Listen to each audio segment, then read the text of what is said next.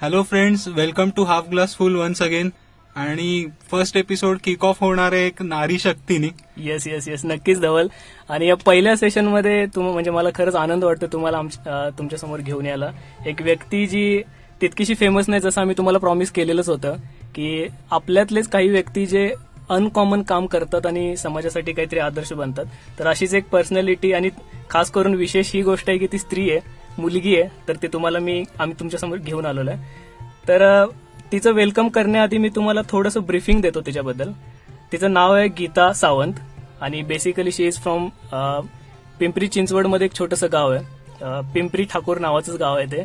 तर तिथून ती बिलॉंग करते. आणि तिच्या कामाबद्दल बोलायचं तर ती सोशल वर्कची रिलेटेड आहे आणि एक आश्रम चालवते, अनाथ आश्रम चालवते ती आपल्याच एज ग्रुपमध्ये. 2 मिनिटं बोलू मी, कारण तो जो ऍड्रेस सांगताय ना तुम्ही, तो थोडासा चुकीचा वाटतोय मला. कारण आता ही जी संस्था आहे ना, ती चाकण एरियामध्ये, पिंपरी चिंचवड एरियामध्ये नाहीये. चाकण एरियामध्ये चाकण आणि खेड या दोन्हींपासून 5-5 किलोमीटरच्या अंतरावर सेंट्रलमध्ये एक ठाकूर पिंपरी छोटंसं गाव आहे.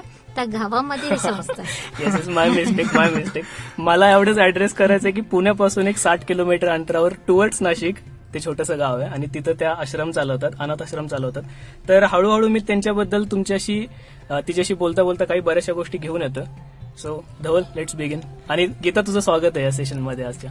तर आम्ही हाफ ग्लास फुलचं साधारण तुला सांगितलंच आहे काय कन्सेप्ट आणि काय नाही. तर आमचं आधी काही सुरू करायच्या आधी आमची इच्छा की तू स्वतःच जरा थोडं एलॅबोरेट करून सांग स्वतःबद्दल. थँक्यू सो मच धवल आणि अजित, दोघांना पण खरंच मी मनापासून थँक्यू बोलते. तुम्ही या सेक्शनसाठी फर्स्ट माझी निवड तुम्ही खास म्हणून केलेली आहात. तर मी सर्वात पहिलं असं म्हणणार नाही की खास मी काही विशेष एक वेगळं काम करते. तुम्ही माझ्यासाठी एवढं छान अप्रोच केलं की हा गीता, तू एक छान काम करते. मला बरं वाटलं की मी ज्या कामामध्ये उतरलीये त्या कामासाठी मला तुमच्यासारखे मित्र सोबत येऊन प्रमोट करतात की हा गीता, यू आर बेस्ट, की छान कामं करतेस तू. त्यामुळं खरंच मनापासून थँक्यू बोलते.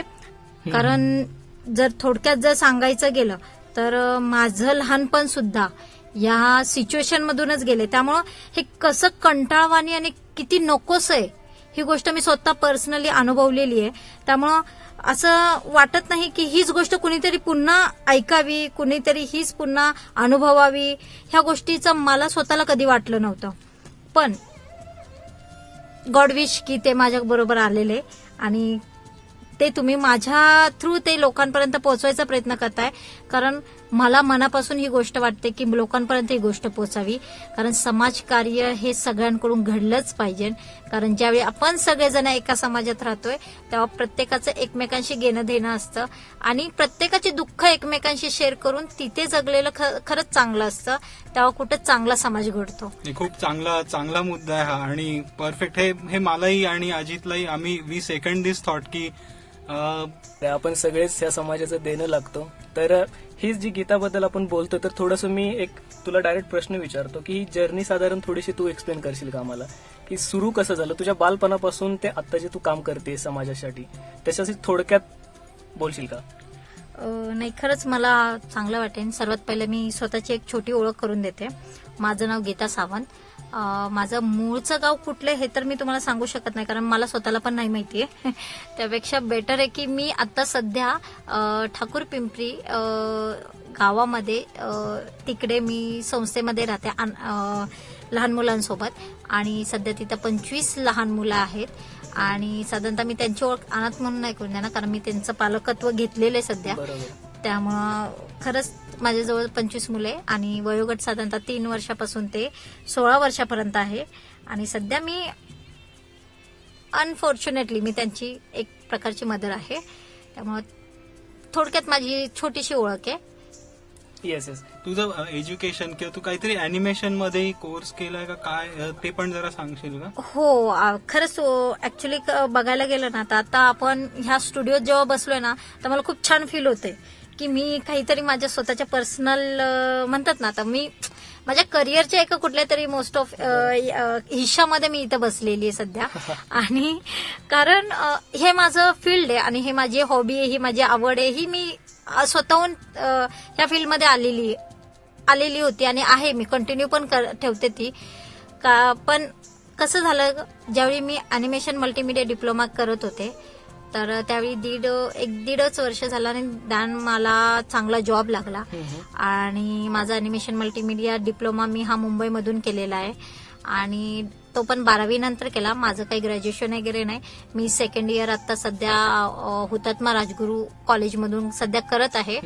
आणि शेवटी अचानक मला जॉब लागल्यामुळे, आणि तो पण छान गव्हर्नमेंटचा होता. गव्हर्नमेंटचे डॉक्युमेंटरीज, फिल्म्स, बुक्स वगैरे प्रकाशित करण्याचा माझा असिस्टंट डायरेक्टर म्हणून जॉब होता. त्यामुळे मी माझ्या फील्डमध्ये, मी माझ्या दुनियामध्ये खरंच खूप छान खुश होते. पण मग हे ट्रान्झिशन अचानक कसं झालं किंवा का झालं हे जर शेअर करता आलं तुला, की म्हणजे तू म्हणतेस की तुझं हे पॅशन होतं, तू जॉबमध्ये खुश होती, चांगला जॉब मिळाला होता आणि मग सडनली हे चेंज ऑफ प्लॅन्स कसे काय? बरोबर आहे, ते पण एक करेक्ट आहे. हा चेंज असा झाला की 2012 मध्ये, म्हणजे 27 ऑक्टोबर 2012 मध्ये माझी आई, म्हणजे मी तिची दत्तक मुलगी होती आणि तिला स्वतःचं मूल नव्हतं, निर्मला चंद्रकांत सावंत, ही अचानक वारल्यामुळं अशा काही गोष्टी घडल्या की तिने जी संस्था चालू केलेली होती, संस्था म्हणण्यापेक्षा एक छोटीशी फॅमिली होती ज्याच्यामध्ये 18 मुलं होती आणि खूप लहान होती ती मुलं, की त्या मुलांना आधार म्हणजे माझी आई एकच होती आणि त्यांचं ऑप्शन दुसरं कोणच नव्हतं. तर अचानक तिच्या जाण्यामुळं माझ्याबरोबर ते पण एक अनाथ झालेले होते. ही गोष्ट सर्वात जास्त माझ्या मनाला बिंबवली गेली, कारण लहानपणापासून कोणीच नसताना निर्मला सावंत या लेडीने आई ह्या शब्दाचा अर्थ मला कळून दिला. बरोबर. त्यामुळं माझ्यात ती जाणीव राहिली की आई हा प्रकार काय असतो. कधी आई बघितली तर नाही, पण जी आई आहे तिने मला आई समजवलेलं आहे. तर माझ्यासारखी ती मुलं आहेत, कारण ती त्यांची पण आई होती आणि एकेकी घडलेल्या गोष्टीला थांबू शकत नव्हतो आपण, पण आलेल्या परिस्थितीला तर सामोरे जाऊ शकत होतो. पण मनामध्ये खूप शंका कुशंका निर्माण झाल्या. जॉब तर माझा खूप छान आहे, मी तर माझ्या पायावर वेल सेट आहे, मी आता जर बघायला गेलं तर इन फ्युचर माझं खूप छान बनू शकतं, कारण प्रत्येक मुलीचे एक स्वप्न असतात. परिस्थिती वेगळी होती माझ्यासमोर.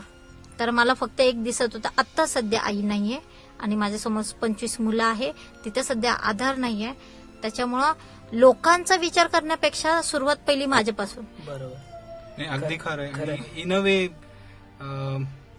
आय डोंट नो काय म्हणायचं, इन अ वे त्या 25 मुलांच्या फ्युचरसाठी समवेअर तुझं फ्युचर समवेअर कुठेतरी, मी असं नाही म्हणणार सॅक्रिफाईस केलं आहे, पण लेट्स से त्याला एक वेगळं तू वळण दिलंस तुझ्या फ्युचरला. आणि हो नक्कीच खरंय, नक्कीच खूप मोठा डिसिजन आहे ऍक्च्युली हा.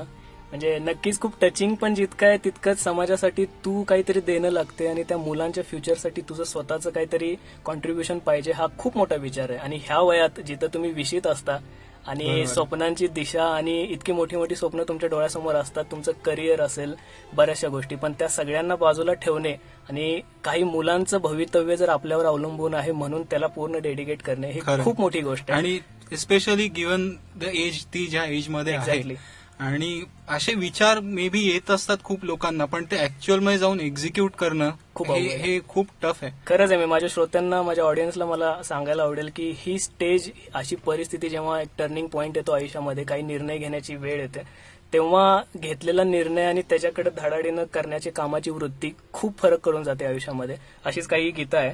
गीता, तुला आणखी एक प्रश्न विचारतो मी, की साधारण आपल्या आश्रमामध्ये कुठून मुलं येतात किंवा साधारण मुलां येतात ते काय, कशा टाईपने येतात, काय असतं नेमकं ते?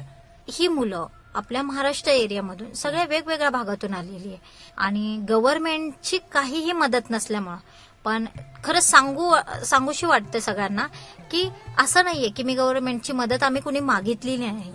गव्हर्नमेंटची आपण मदत मागितलेली आहे, पण शासकीय अडचणींमुळे समजा, शासकीय कामांमुळे समजा, शासकीय त्रुटींमुळे समजा, काही का असे ना, त्याच्यामुळे ती काही फाईल आपली अजूनही कम्प्लीट होऊन आपल्याकडे आलेली नाही. तरी त्या गोष्टीला न जुमानता आपण हे सगळं जे काम चाललेलं आहे, तर आईनी हे 2007 सालापासून मुलांना वेगवेगळ्या ठिकाणी जे भेटतील एकमेकांच्या रेफरन्समधून, कारण जेवढ्या लोकांना माहिती की हा बाबा संस्था इथे चालतीये, ती लोक आणून इथे मुलांना सोडतात. आता नाही, असंही मुलं नाही आहेत आपल्याकडे की जी फक्त आई वडील आहे म्हणून आपण सांभाळायचे, काही सांभाळू शकत नाही घरामध्ये, अशी नाहीये मुलं. बर. ती ज्यांना फक्त आई किंवा वडील या दोन्हींपैकी एक व्यक्ती नसावी, मयत असावी, ती मुलं आपल्याकडे आहेत. आणि विशेष म्हणजे यातली काही मुलं मुंबईवरून आलेली आहेत, मिसिंग मधून.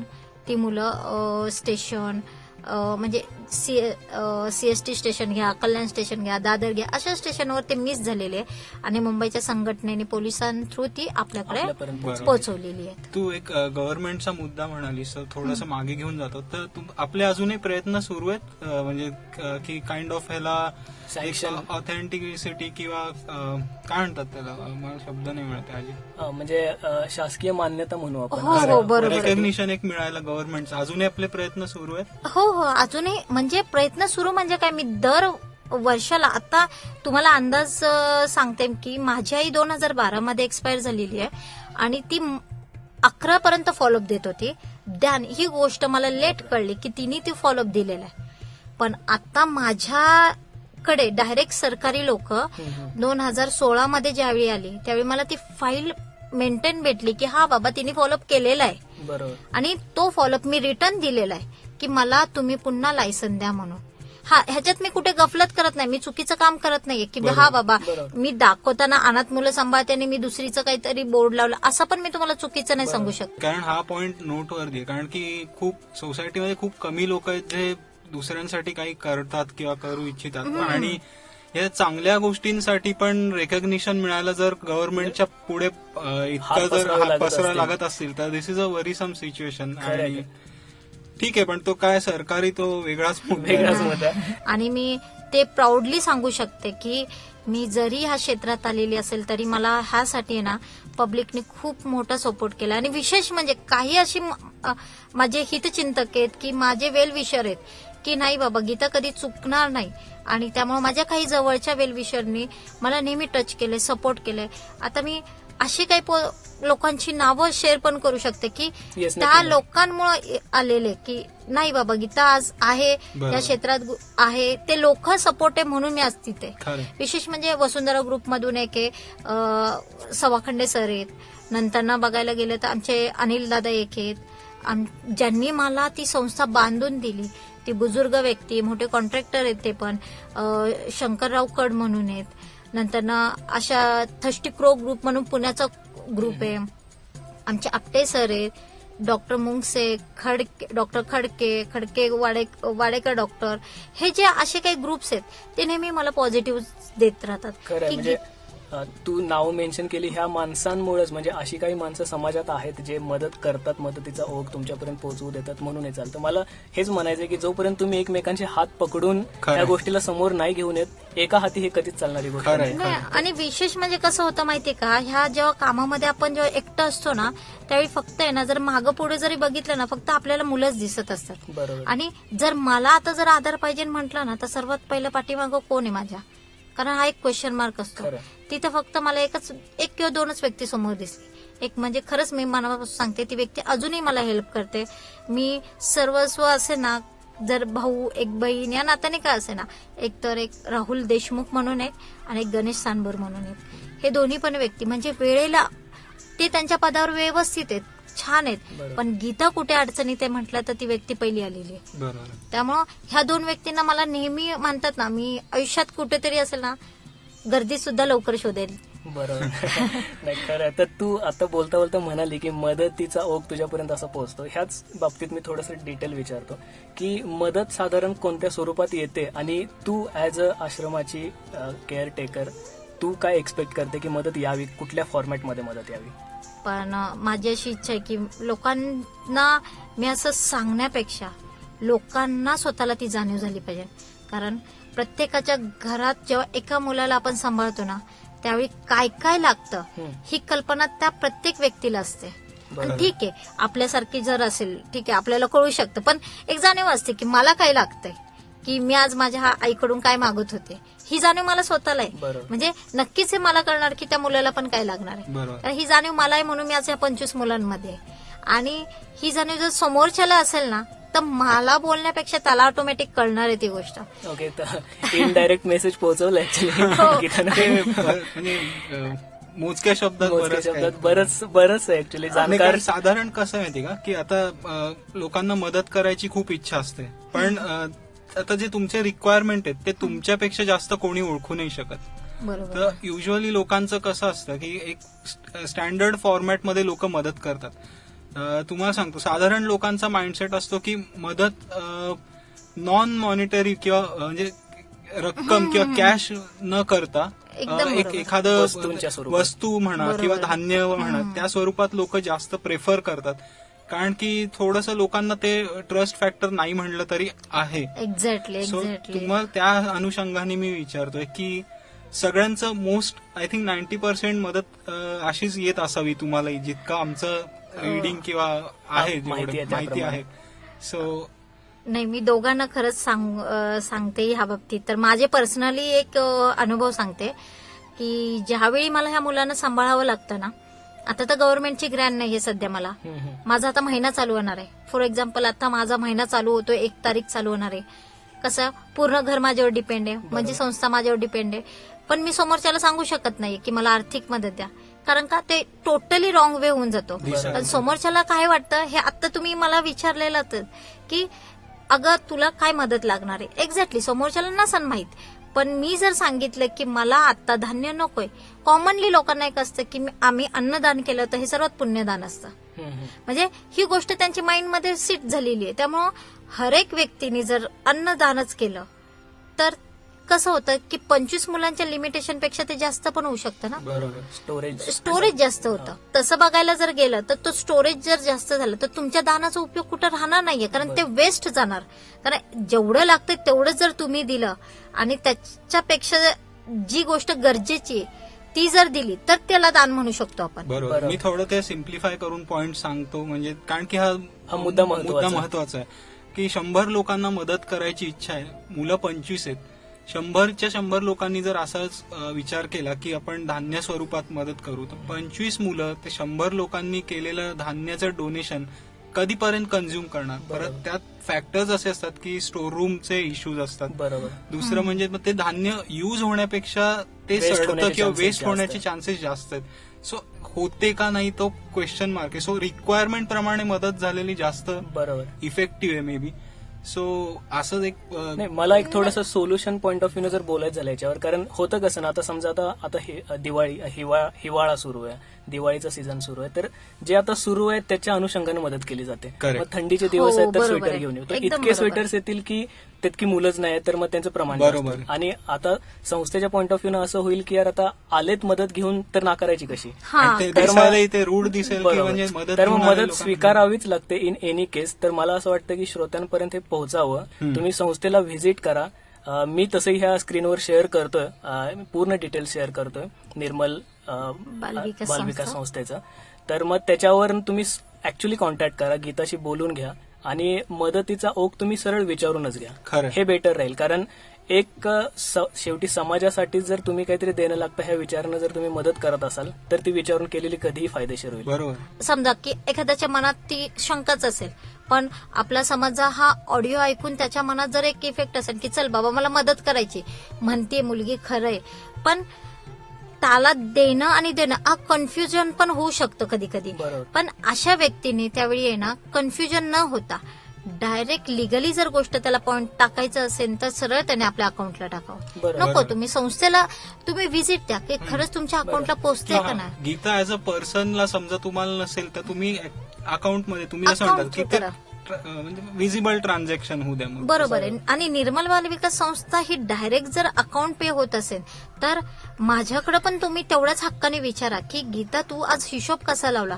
खरं. कारण हे आज तुम्ही देता आणि मी करते, बरोबर. हे दोघांनी केलंय म्हणून आज त्या मुलाला भेटले करेक्ट. आणि हा तुमचा अधिकार राहणार आहे. खरं. आणि मला खूप बरं वाटेल की तुम्ही ज्या अधिकाराने मला विचारलात ना, तर मी तुमच्या समोर वर्षाचं ऑडिट ठेवत जाईल. खरं आहे. आणि तेच नाही, ही गीताला transparency- बरोबर. गीताला आय थिंक तेच सांगायचं, तुम्ही जितक्या हक्कानी मदत करता तुमचं समजून, तितक्या हक्कानी तुम्हाला तोच क्वेश्चन करायचाही हक्क आहे की बरोबर. गीता बाबा आम्ही केलेल्या मदतीचं एक्झॅक्टली. म्हणूनच मी म्हणजे हा मुद्दा आणि हा जो पर्पजच हा आहे आपल्या पॉडकास्टचा आणि आजच्या या सेशनचा, की एक ट्रान्सपरन्सी आणि हे तुम्हाला पोहोचावं, तुम्हाला समजावं की ही गरज कुठल्या स्वरूपात तुम्ही त्यांना मदतीच्या स्वरूपात घेऊन देऊ शकता. दुसरं म्हणजे थोडं स्टाफ बद्दल सांगशील का, की किती लोक तुझ्या बरोबर काम करतात किंवा कसं साधारण आहे स्ट्रक्चर, कसं इन्स्टिट्यूशन. आम्ही तर व्हिजिट दिली आहे, आम्हाला माहिती आहे, पण आपल्या लिस्नर्स साठी जरा क्लॅरिटी. तसं तर स्टाफ खरंच बघायला गेलं ना तर ऑल ओव्हर एकटीच मी आहे सध्या तरी. म्हणून मला ते वन वुमन आर्मी. एक्झॅक्टली. आणि खूप खूप अप्रिशिएटिंग गोष्ट आहे, कारण मुलीनं सगळ्या बाहेरच्या व्यवहाराच्या गोष्टी हँडल करून एक संस्था हँडल करणे, 25 मुलांना सांभाळणे खूप चॅलेंजिंग टास्क आहे. आणि ते इतक्या बरं, बाकी आणि तुझं डेली रुटीन साधारण सांगशील का, म्हणजे तू उठल्यापासून झोपेपर्यंत साधारण कसं रुटीन असतं, डे टू डे रुटीन काय असतं तुझं? आता माझं रुटीन तर विचारूच नका, कारण माझं रुटीन हेच मुलांबरोबरचं रुटीन आहे. आणि बी फ्रँक, कारण मुलं उठली की पहिलं मला उठावं लागतं. आमचं 5चं रुटीन आहे. मुलांना मला 5ला का उठावं लागतं? तुम्ही म्हणाल की अरे लहान मुले तू एवढ्या लवकर का उठवते, पण रिअली 5ला नाही उठले तर कोणाचंच आवरून नाही होणार आणि माझी मुलं काही शाळेत पोहोचणार नाही, कारण शाळेचाच टाइम हा 10:30चा असतो. त्याच्यामुळं सकाळी 5ला उठलो की आमचा थोडासा अभ्यास असतो पोरांचा. त्यानंतर 6:30ला मुलं फ्रेश होतात, एक्सरसाइज योगा करतात. 6:30 नंतर ना मुलं ब्रश वगैरे त्यांचे प्रात्यविधी सगळे असतात. देन ती पोरं मग सगळेजण उठून आपल्या जे काही एक सिंगल इंडिव्हिज्युअली काम असतं. कारण ते का देणं गरजेचं आहे की मुलाला स्वावलंबी झाला पाहिजे, तो सेल्फ डेव्हलप झाला पाहिजे. हा ठीक आहे, आपण त्याला सगळ्या गोष्टी एवढ्या कष्टाने पुरवतोय, पण त्याला त्याची जर किंमत नसेल की आज आपल्याला किती गोष्ट करता नाही येते, तर मग आपल्याला ते सांभाळण्यात अर्थ नाही राहत. त्यामुळे त्याला ते काम तरी आलंच पाहिजे. स्वतःचं एक हे धुणं, स्वतःचे एखादे काम करणं, एखाद्याला मदत करणं, ह्या गोष्टी झाल्यानंतर ना मग आम्ही 9:30-9ला आम्ही नाश्ता करतो, कारण लगेच 10:30ला शाळा असते. कारण तासभरात खूप रमत जेवतात, फ्रँक सांगते, एकदम फास्ट गमत जेवतात, कारण मस्त त्यांचा तो टाइम असतो तो. त्यामुळं 10:30ला झालं की आमच्या आहेत एक स्वयंपाकाला मावशी, त्या खरं सांगते त्या ग्रेट आहे. एवढ्यांचा स्वयंपाक ते सकाळ संध्याकाळ करतात, त्या बाबतीत त्यांची मला मदत आहे. बाकीची जरी कामं मी उरकत असली तरी पण. आणि त्या मुलांसाठी डबा बनवून ठेवतात आणि मुलं डबा घेऊन शाळेत जातात. 5 नंतर जेव्हा ते येतात ना तेव्हा प्रिपेअर राहावं लागतं. कुठेही असू दे, मी चाकण, खेड, पिंपरी चिंचवड, पुणे, पळत जावं लागतं. 5 वाजलेत, मुलं घरात येणार आहे. 5-5:30 पर्यंत त्यांचं आवरून वगैरे झालं, नाश्ता करतात. नाश्ता झाला की एक प्रार्थना करतात ते, आणि 6:30ला एक ट्युशन टीचर येतात. ट्युशन टीचर त्यांचा 2 तास स्टडी घेतात, कारण होमवर्क इतका पडलेला असतो ना, आपण जर लक्ष दिलं नाही, एक तर मी दिवसभरात थकलेली असेल, त्यात होमवर्क करायचं म्हटलं ना, रिअली मी खूप थकून जाते. अक्षरशः असं वाटतं हे का माझ्या समोर येतात आणि मी का ट्युशन घेते. 9-8:30च्या दरम्यान जेवण आणि 9:30 पर्यंत मुलं झोपून जातात. तू ऍक्च्युली आता बोलता बोलता मेन्शन केलं की मुलं शाळेत जातात, तर आता आपल्याकडे जेवढी मुलं आहेत तेवढी सगळी शाळेत जातात. हो. आणि म्हणजे सांगायला खरंच चांगलं वाटेल मला की एज्युकेशन मुलांना खूप गरजेचं आहे. आणि म्हणजे हा खूप वेगळा मुद्दा आहे, हा डिस्कशनचा मुद्दा म्हणजे एक वेगळा सेशन होऊन जाईल. तू एक पॉइंट विसरला की तिचा स्ट्रेस ह्यावर आहे की मुलांना नुसतं सांभाळणं हा एक पॉइंट आहे, पण तिचं स्ट्रेस इथं अशा ह्या गोष्टीवर आहे की त्यांना इंडिपेंडेंट पण बनवायचं. आणि I think education is one of the strongest way ज्यांनी मुलांना इंडिपेंडन्स मिळू शकतो. आणि ते क्वालिटी एज्युकेशन देण्यासाठीची धडपड जी तिची सुरू आहे, त्याच्यासाठी खरंच ही खूप चांगली गोष्ट आहे. थोडंसं तुझ्या पर्सनल साईड कडे येतो. जसं तू म्हणली की तुझेही काही अम्बिशन्स आहेत की बाकी मैत्रिणी मित्रांसारखं लॉंग राईड्सला जावं किंवा 4 मूव्हीज बघायला दर आठवड्याला, असं या सगळ्या गोष्टी आहेत. सो कधी विचार करताना तुला असं हा मिसिंग वाला फॅक्टर नाही येत का की आपण मे बी खूप काही मिस करतोय लाईफमध्ये, का थोडा वेळ स्वतःसाठी काढूया? आणि येत असेल तरी तू कसं टॅकल करते ह्या गोष्टी? म्हणजे how do you stay focused to what your doing? काय सांगू आता? जर अवघड प्रश्न आहे, खरंच अवघड प्रश्न आहे. नाही, ह्या बाबतीत मी फार इमोशनल होते, कारण माझं एज असताना सुद्धा अशी व्यक्ती जर समोर बघितली आणि बाय चान्स म्हणजे आपल्या एज ग्रुपमधून जर मुली माझ्याकडे आल्या की आणि जर म्हटल्या की गीता आपल्याला बर्थडे सेलिब्रेशन करायचं आहे, आज माझा बर्थडे आहे, आणि त्यांना बघितलं ना की मला असं वाटतं मी कुठेतरी हरवली, पर्सनल लाईफमध्ये मी कुठेतरी हरवली आहे. पण ज्यावेळी असं वाटतं अरे, असं मनाला असं एक वेगळं फील होतं की काय चाललंय, का करते, कशासाठी करते, कोण बघते म्हणून मी करते आणि कोण मला काय देणार आहे म्हणून मी करते. खूप क्वेश्चन्स असे समोर येतात, कारण त्या मुली मस्त नवीन ड्रेस घालून आलेल्या असतात समोर, छानपैकी त्यांच्या गप्पा चाललेल्या असतात. आज संध्याकाळी जायचं, तू येणारच का नाही पार्टीला? अरे यार, म्हणजे असंच ऐकायला पण असं वाटतं की हे नको, कानाडोळा केला पाहिजे, नको तू आता माझ्यासमोर. ह्या मुलींनी नाही ऐकलं, पण मी ते ऐकायचा प्रयत्न करते. नको, ते ऐकलं तर माझ्यात आज कुठेतरी ती एनर्जी येईल की हा गीता, तुला अजूनही दुसरं पण काम आहे. कारण जर मी आज पर्सनल लाईफ जर बघितली तर मला नाही वाटत की माझं लक्ष इकडे राहील म्हणून, ह्यांच्यासोबत राहील. आणि असं जरी मी विचार जरी केला आणि खूप 1-1.5 तास जरी शांत राहिली ना, की आज मला मस्त ड्रेस घ्यायला जायचंय, मला आज मी माझ्या मैत्रिणीला बोलवेन आणि एक मस्त मूवी बघून येईन. काय होतं, आम्ही सगळेजण एकत्र तरी येतो ना. असं जरी मनात विचार आला ना आणि समोर पटकन म्हटला, दीदी अगं दीदी माझी पेन्सिल हरवली, ओ अरे हा ठीक आहे, ते काय होतं, एक स्वप्नातला फुगा म्हणतो ना तो. बरोबर. तिच्यातली आई तिच्यातल्या मुलीवर जिंकते. खरं बोलला. आणि म्हणजे जे अल्लडपणा, जो तिच्या वयासाठी जो अल्लडपणा आहे तो ओव्हरकम केला जातोय तिच्यातल्या एका प्रौढ व्यक्तीनं, आणि तिला ती जाणीव आहे. खरं खूप मोठी आणि मे बी आई म्हणतात की स्वतःच जे इच्छा आकांक्षा असतात त्या थोड्या बाजूला ठेवून आपल्या मुलांना काय गरजेचं आहे ते प्रायोरिटीवर आणणं. आणि जसं की मला एकदम अचानक आता आठवलं, मुनव्वर राणाचा एक शेर आहे की ते म्हणतात की चलती फिरती हुई आंखों से आजाद देखी है, मैंने जन्नत तो नहीं देखी, माँ देखी है. खरं आहे. म्हणजे आणि हा रोल तुला इतक्या लवकर तुझ्यासाठी आलाय आणि त्याच्यासाठी तू इतके कष्ट घेतेस, धडपडतेस, आणि हे मला खरंच घेऊन जायला आवडेल माझ्या ह्या श्रोत्यांसमोर, माझे जे ऐकणारे सगळेजण आहेत. म्हणजे कसं स्पीचलेस होऊन जातो माणूस. अशी लोक आपल्या आसपास आहेत आणि आपल्याला फारसं माहिती नाही आणि सायलेंटली ह्या गोष्टी करतात. म्हणजे आपण छोटं मोठं कुठलं अचिव्हमेंट असेल तर आपण 10 ठिकाणी सांगतो, आपल्याला अचिव्हमेंटचं ते एक थाप हवी असते की कॉंग्रॅच्युलेटरी थाप हवी असते. पण अशी गीतासारखे असे अनेक लोक आहेत जे सायलेंटली विदाऊट एक्सपेक्टेशन स्ट्रगल करत आपापलं काम सुरू ठेवतात. आणि हे मी म्हणतो हे सायलेंट फाईट आणि हे सायलेंट वर्क आहे, विच काइंड ऑफ गोज अनअप्रिशिएटेड. त्यासाठीच हाफ ग्लास फुलचा हा एक छोटासा प्रयत्न आहे की अशी लोक समोर यावीत. सो ज्यांना टच मध्ये यायचंय गीताच्या किंवा नक्कीच हा मुद्दा मी थोडासा मांडतो आता की ज्यांना खरंच मदत करायचा आहे आणि आहे आपल्या समाजामध्ये, इव्हन तुमच्या माझ्यासारख्या एज ग्रुप मधल्या मुलांना मदत करायची असते पण प्रॉपर वे नाही सापडत. तर असं समजा की हाफ ग्लास फुल हा तुमच्यासमोर एक मार्ग घेऊन आलाय. तर तुम्ही ह्या स्क्रीनवर जी शेअर केली जाणारी आता जी इमेज आहे त्याच्यामध्ये त्याचा ऍड्रेस आहे निर्मल बाल विकास संस्थाचा. तर त्याच्यावर जो कॉन्टॅक्ट नंबर आहे त्याला फोन करा. तुम्ही आमच्याही कॉन्टॅक्ट केला तरी चालेल. हाफ ग्लास फुलचे डिटेल्स आम्ही शेअर करतोच आहे आणि आम्ही तुम्हाला त्यांच्यापर्यंत घेऊन कनेक्ट करू आम्ही त्यांच्याशी. आणि मदतीचा ओघ येत जाऊ दे, कारण आपण समाजात राहतो. समाज आपल्याला जर इतकं देतो तर आपण देणं लागतो. ही गोष्ट खूप खूप गरजेची आहे. खरं. सो नाही, आणि एक सांगू इच्छिते श्रोत्यांना पण की ज्यावेळी तुम्ही मला मदत कराल ना, त्यावेळी माझी मदत ज्यावेळी वाढेल, तुमचे जेव्हा 2 हात माझ्यापर्यंत सरकेल, त्यावेळी माझे 2 हात कुठं पण थोडेसे खाली होतील. हा, मला पण जगायचा अधिकार आहे. बरोबर. काय होतं, ज्यावेळी मी एकटीच करते त्यावेळी ते माझ्यावर एक जबाबदारी असते. खरं. बरोबर, जबाबदारी सगळ्यांनीच घ्यायला हवी. बरोबर. आणि जेव्हा ती 4 लोक जबाबदारी म्हणून बघायला माझ्याकडे येतात त्यावेळी मला असं वाटतं की हा, मला बघणारे पण कोणतरी आहे.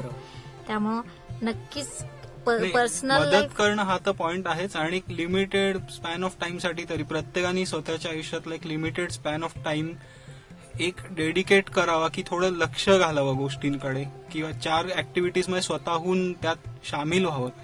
कारण हा फंडा मला पटत नाही की मदत केली आणि झालं तेवढं. म्हणजे मदत करून वळाले ह्याला अर्थ नाही की आता मग गीता सगळं बघून गेला, आपण केली मदत.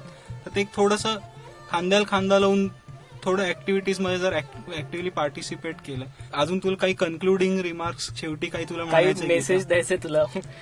नाही, आता मी मेसेज देण्यासारखं तर नाहीये, पण खरंच सगळ्यांचा आशीर्वाद नक्कीच मागू शकते मी की सगळ्यांनी मला आशीर्वाद द्या आणि माझ्या सोबत या, माझ्या बरोबरीच्यांनी.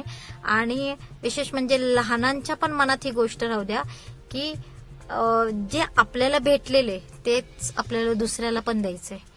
आणि समाजकार्य हे एकाच्या ह्याच्याने कधीच होणार नाही, त्याला 10 जणांपेक्षा पण जास्तीची गरज असते.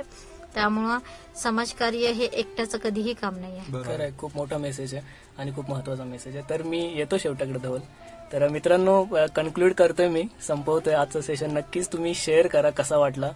माझा ईमेल आयडी तुमच्याकडे आहेच, halfglassfull2016@gmail.com.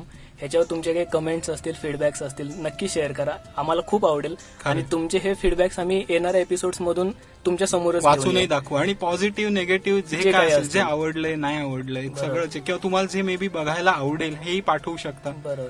सो तर आता इथे आपण थांबूयात. गीता, परत एकदा खरंच थँक्यू आणि सल्यूट. तू जे काय करते त्या सगळ्यासाठी खरंच सल्यूट आहे अजिता आणि माझ्याकडनं.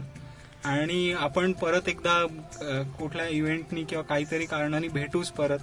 सो नक्की नक्की. आपलं ऍक्च्युली तुम्हाला मनापासून धन्यवाद की पहिल्यांदा असा काही इव्हेंट निर्मल बाल विकास संस्थेबरोबर होतोय.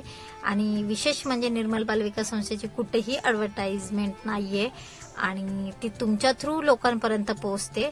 त्यामुळं मी दोघांचंही मनापासून धन्यवाद मानते. आणि असंच सगळ्यांनी माझ्याकडे बघून नाही पण मुलांकडे बघून नक्कीच संस्थेला विशेष एकदा तरी भेट द्यावी. नक्की नक्की, माझी रिक्वेस्ट आहे सगळ्यांना. आणि थांबतोय आम्ही मित्रांनो. चला. चला. So thank you everyone for listening. Bye from me, Ajit. Chalo, thanks. Thanks, Geeta. Thank you so much.